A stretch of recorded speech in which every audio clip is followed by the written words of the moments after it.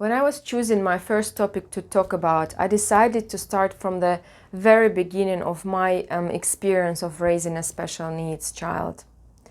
That beginning was a knowledge of a diagnosis and the following grieving state. Hi, I'm Julia from the Gift of the Special Child. I'm a mom of 2 children. My younger daughter, who is 4 now, was born with a rare genetic condition called Rett Syndrome.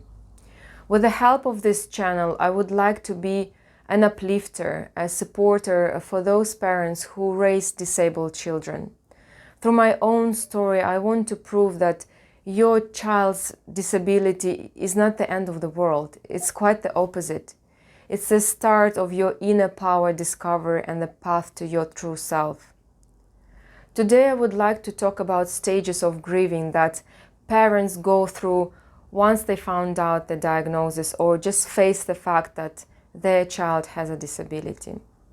Well, grieving might sound a bit off, but I would say parents are grieving for the imaginary life that they thought they would have. Psychologists identify 5 main stages of grieving. It's denial, anger, bargaining, depression, and acceptance. I will start with denial today and talk about each stage in separate videos. Of course, each person takes the news differently and goes through the stages in their own way. The fact is that every parent will be feeling all sorts of emotions, including complete numbness, which is a reaction that our brain produces to protect us. I was in a denial stage for a few months. First, when you hear that your child, who was perfectly fine and healthy just a month ago, will most certainly go through the regression phase and most certainly will lose most of her skills, and there is a big chance that she will never walk, talk, or use her hands purposefully. This information just hits you and the brain refuses to accept this knowledge. I kept telling myself, it certainly can't be true. This is not happening to me. My baby is perfectly fine. It must be some kind of mistake. Sometimes doctors do mistakes, so that must be it. Then you start reading about the diagnosis on the internet, and it makes the denial even stronger. You think like, no, I don't want to hear anything to know anything about it. That's not my story. I was too scared to research. It was so overwhelming. There are so many emotions that overflow your whole being that you just wish to just disappear, just not being.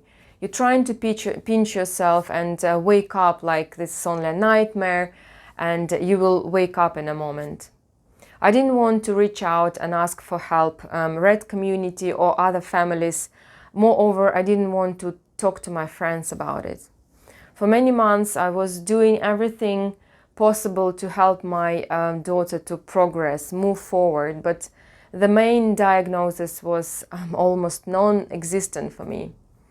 I admire families who join instantly all those Facebook groups, the communities of other parents with the same problem who want to know what to expect in the future. I think those moms are so bold. I was so far from it. I was like an ostrich hiding my head in the sand and prefer to live in my own little world than to face the reality. I knew this reaction was because my brain was trying to protect me. I was very slow with accepting any kind of information about the diagnosis while my heart was trying to adjust to a new reality. And the truth was that my baby was not like any other healthy toddler. The future was so uncertain, and I was the one who would eventually have to deal with this reality. This is when the stage of anger came along, and let's take it to another video. I'm sure that for some people it might be distressing to listen to. Some people might relate to that, and some people might feel completely different. My heart is with those who are going through this stage right now. All I want to say is that during this challenging time, all you need to do is to take one day at a time. Thinking about what you've done wrong, or imagining what could lay ahead will not make the situation any better. Just be here and now with your child. Look into her eyes and see that your baby is still there. He or she needs you and loves you unconditionally, even if they can't express it. Your child is your biggest source of strength and resilience. Believe that things will get better. Of that I know for sure. I would love to hear your story. Let me know in the comments if you had a denial stage and what helped you to overcome it. Thank you for watching, and see you in the next video where we are going to talk about the next stage of grieving. See you.